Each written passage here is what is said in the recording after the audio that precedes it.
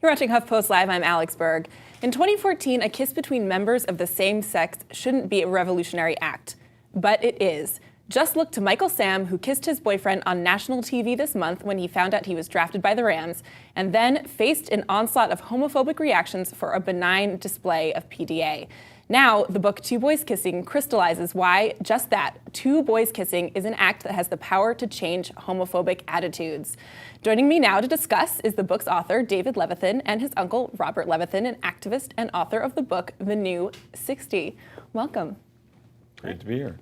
David, I want to get started talking about this book right away. Two Boys Kissing centers largely around two young gay men who are setting the record for the world's longest continuous kiss. What inspired you to write about that in particular? Well, that in particular is a true story. Two boys, Maddie and Bobby, were at Trinity State University in New Jersey, and to protest marriage inequality, broke the Guinness Book of World Records record for world's longest continuous kiss. They kissed for over 32 hours. And one of them, Maddie, had been a fan of my book, Boy Meets Boy, and so when it was over, he Facebook messaged me and said, "Hey, I just did this really crazy thing with my friend Bobby, which you may have heard of," and I had. And he wanted me to know that he had thought of Boy Meets Boy while he was doing it. And I thought, okay, this is a really interesting thing that happened. It could make a really good novel. And if I understand, you really talked to them about what that kiss was like. I mean, it's really viscerally described in the book, like they're standing and kissing for over 30 hours. Yeah, no, I immediately took Maddie out to lunch and said, you have to tell me what this was like. And at first I had thought, oh, it's a really sweet thing, sort of like a Big Red commercial from the 80s. And like, oh, how romantic. But it ended up being an endurance test, more like the dance marathons during the Depression, that they had to stay standing the whole time. If they had to use the restroom, they just had to go right there, and their mouths could not leave each other. And just the fact that they literally stood up for what they believed in was really inspiring to me. Yeah, the act itself isn't exactly as romantic as we might think. No. And I want to read an excerpt actually about the kissing from your book, which says, "There are millions of kisses to be seen, millions of kisses only a click away. We are not talking about sex, we are talking about seeing two boys who love one another kiss one another. That has so much more power than sex. And even as it becomes commonplace, there is still power there." I think your book feels so timely in regard to Michael Sam's kiss. And we know with all the blowback that he received that really people aren't used to seeing gay people kiss on TV yet. And so I wonder, what about that visibility is so important and provocative to people? Well, I think we've reached a point where people are willing to see actors in roles kiss. They're just not used to seeing real people. So Michael Sam, of course, also being an athlete, all these things, it broke through stereotypes, and it was harder for some people to deal with a real person. This is real. And that's the era we live in now. We're reaching the point where it is becoming commonplace, but there are these breakthrough moments. Do you think that's also because he is such a masculine figure that it's somehow more subversive in that way? Yes. I mean, he's a football player. I played football in high school, and I remember being told not to carry my helmet on my arm because it looked gay, so, nowadays, when I played football in high school, I wish there had been a professional gay football player. I'm sure it would make a huge difference, and yes. It's seeing examples like that. I mean, I even know for myself that seeing something like the real just the L Word, not even the real L Word, which was the bad reality spinoff, made such a huge difference in my conception of my identity as a queer person. I have to wonder, do we have kind of a paradox now that we're seeing in terms of young queer people who feel empowered to do things like kiss for over 30 hours, yet also kind of face challenges when they're trying to come out? Well, I mean, again, I think it's certainly gotten better for many people, but still there are challenges, and there is a resistance and a backlash to it, that it's more widely accepted, but there's still places where it's not. And for all the people who are really cheered by the Michael Sam kiss, for example, there are many who did just sort of write the most awful things and made you realize who was still out there, even though progress is being made. But I think it is less isolating now. I think even though there are still challenges, the challenges are more interpersonal. It is specifically who's in your life. It's not that you're the only one going through it. I think most teenagers that I talk to, they know that they are not the only ones going through it, and they know that the plot line that they're going through is one that has been resolved numerous times before. So there is more of a solidarity to that. And again, that doesn't necessarily make their parents or their teachers, their community more accepting necessarily, but they're not alone in it, which is great. Yeah, Robert, talk to me a little bit more about that. I mean, I imagine at one point, really there weren't examples like on Glee and other TV shows of other teenagers in the same shoes. It's extraordinary, actually, for my generation, that none of this existed when I was a teenager. And I'm glad that teenagers can take it for granted, in that sense. And we didn't have the internet, we didn't have characters on television, we didn't have young adult gay literature. I'm very proud of David's work in that field and, a breakthrough. David and I realized at one point that, one of the things we carry as sort of a familial lineage is he wrote the first happy gay young adult novel. And I'm working on the first happy gay, gay is happy AIDS memoir. It's like you can live through anything and be happy. And so, we share that. And, young people now have models for that. And that's why it's important that elders are models as well as young people. What's so powerful in the book is also there's this chorus of voices of men who passed, presumably from AIDS, gay men, kind of bringing their voices in throughout the course of the text. And I wonder, how do we hold on to that legacy as young people, especially in regards to coming out? How can young people use that kind of legacy to empower themselves? You start. I'll start. I think it's part of to know who we are. I think we need to know where we came from. I don't think it's accident. I'm glad that we're having this conversation 2 days before Larry Kramer's movie The Normal Heart goes up on HBO. I saw a screening the other night. It's terrific, and it's going to reach millions of people with a piece of history. I mean, it's like a Holocaust movie. It's not easy, and it's beautiful at the same time. And I think for young people to understand that what has gone on, how people have fought, what people have lived through, it can also inspire them to live through whatever challenges show up for them. Because I don't know what challenges are coming for the next generations. Mm-hmm. Yeah, there's definitely the character Cooper in the story who, as I understand, there are parts about, I think, Tyler Clementi's story that may have inspired him or at least kind of connect. Tell me a little bit more how you incorporated that. Well, I think the really interesting thing was it was the 10th anniversary of my book, Boy Meets Boy, was coming up, so I wanted to write another big gay YA novel. And I talked to Maddie and heard about his kiss with Bobby, but the coda to that was 5 days later at a different New Jersey university was where Tyler Clementi was and then ultimately killed himself. So this seemed to be the poles of sort of gay teen existence right now, in that you had these two kids who were standing up for what they believed in and who felt totally comfortable in what they were doing. And then obviously on the other side you had Tyler Clementi. And so I wanted the book to have many different voices representing all of the different realities. That you do have the kid who's suicidal, you do have the two boys who've been just together forever and it's not questioned, you have the transgender kid who is just trying to figure out his own identity, and then of course you have these two boys who are kissing. So I wanted to try to see the generation after mine as seen through the eyes of the generation before mine, which is Bobby's generation. It's very moving to the way David captured the voice of that generation. It felt so true. And the way, the sadness, the beauty, it was bittersweet. And the idea that we could look at what's happening and say, oh my God, look what you have, don't miss it. And I think that's really one of the most important things in life. And David writes very wisely about love and life and what matters. And having that chorus, put it in perspective of what also loss is part of what brings us our appreciation of what's going on. And on that note, I want to read actually a short line from the book about that, where you wrote, "Silence equals death, we'd say, and underneath that would be the assumption, the fear that death equaled silence." Many young people in the LGBT community today are really untouched by the AIDS and the HIV epidemic. I have a number of gay male friends who it's not really something on their radar. They talk about it once in a while, and then as a queer woman, I really think we're unplugged. And to me, that's kind of troubling that it's not so much on people's radars. Well, David's book, The Normal Heart, Dallas Buyers Club, there are things that I think the culture is ripening around this issue. I think we have enough historical perspective.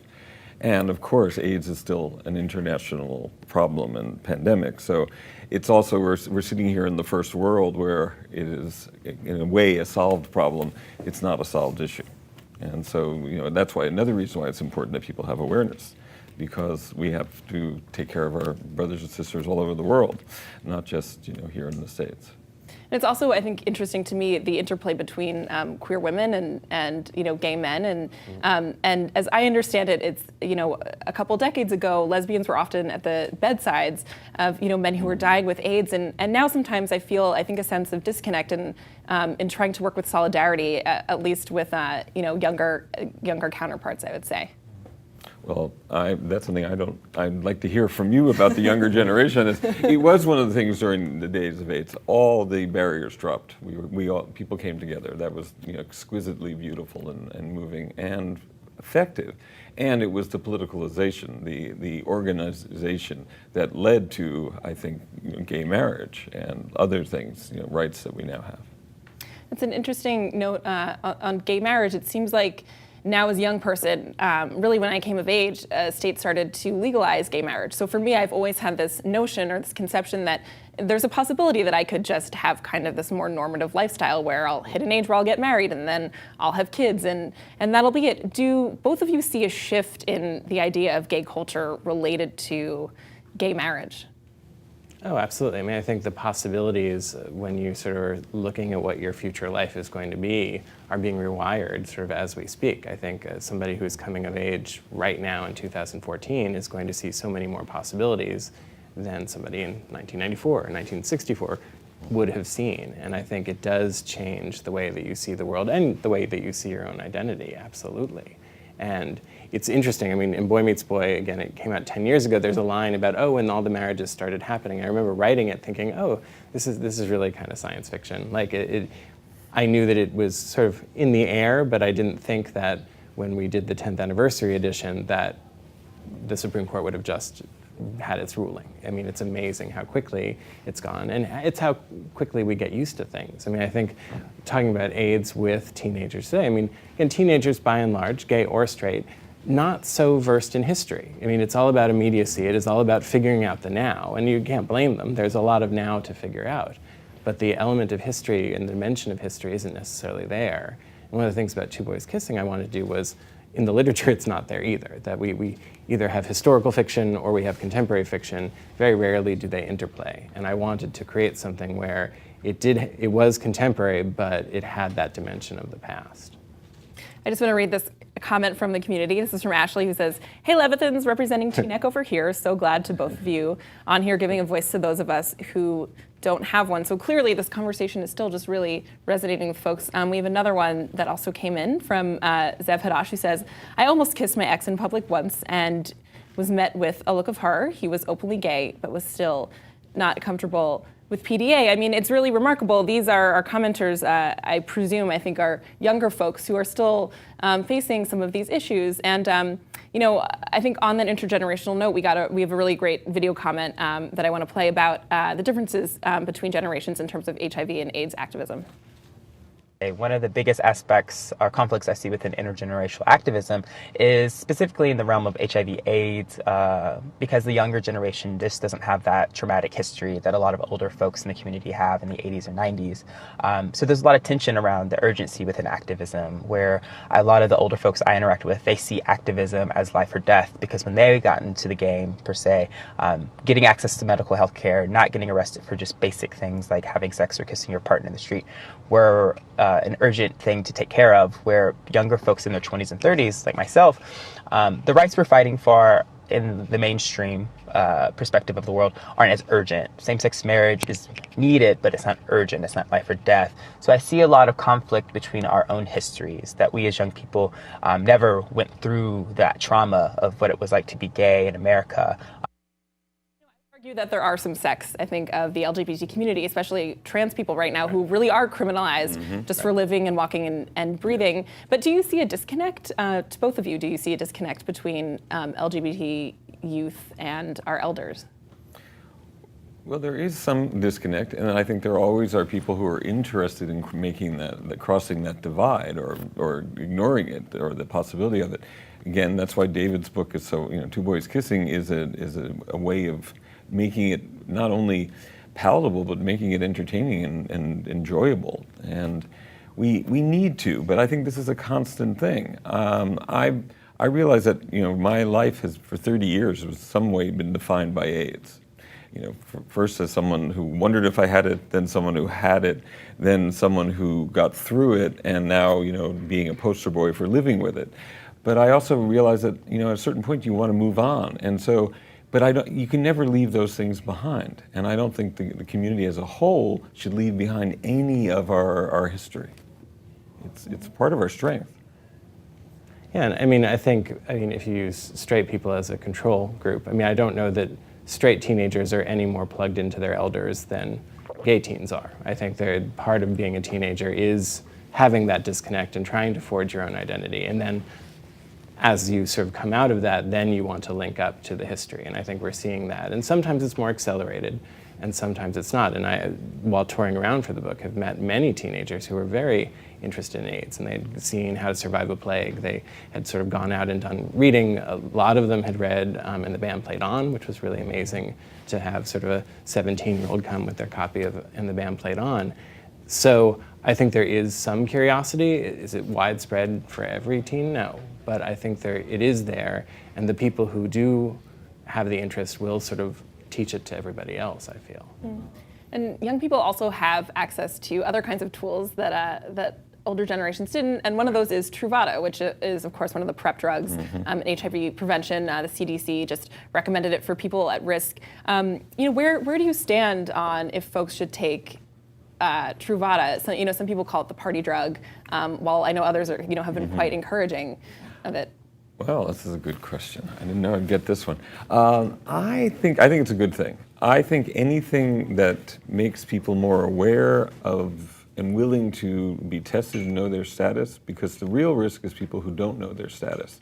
People who are treated and have undetectable viral load. There are a number of studies now that say that they can't transmit the virus, or probably can't. So Truvada is another way of cutting down transmission and taking away some of the stigma. If people are afraid to know, they don't take care of themselves. And if they're willing to know, they will take care of themselves. And so I think anything that has more interest of, I guess, enlightenment, more information is only a good thing. Mm-hmm. David, do you have I have no opinion whatsoever, so I'm going to defer to my elder here. Pass it over. Yeah. Well, in addition to stuff like Truvada, it seems like kind of cruising has been replaced by, apps, online apps like Grindr and Scruff. And one of the characters, Cooper, in the book uses that. But I also wonder how that changes how gay folks facilitate relationships and community. I think that we look less to bars as spaces for gathering points, and where we know that everyone, is out now that we have these kinds of apps where we can all just go on and click through a bunch of faces. How do you see those transforming the LGBT community? Well, I think that the character of Cooper certainly, was meant to sort of explore that this is something, again, 10 years ago that was not prevalent and now is so prevalent. And I've certainly watched on as teenagers have sort of loaded up Grindr on their phones and checked out what was going on and been like, oh, okay, suddenly I feel like a parent. But I think it, as with everybody, it raises as many issues as it answers. I think as far as feeling isolated and feeling alone and feeling like you're the only one, it does prove that you're not, and feeling that there's nobody else around you who feels the same way. Obviously there are. So I think there are good things about it and facilitating people to start conversations.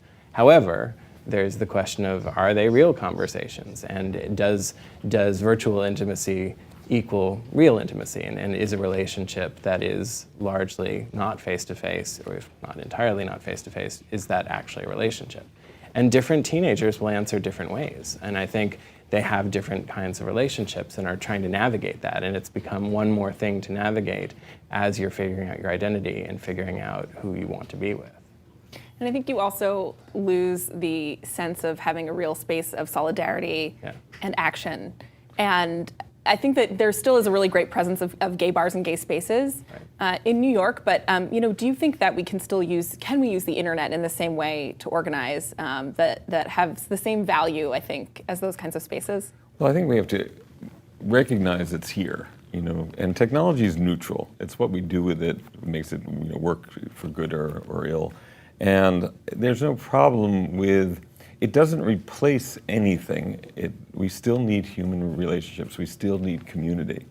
And if an online community can provide it for people who can't get it any other way, it's a big plus. People who are geographically isolated, people who are physically isolated, can't leave the house, those people, it's a godsend. For the rest of us, it's really important to have it be one piece of what we do.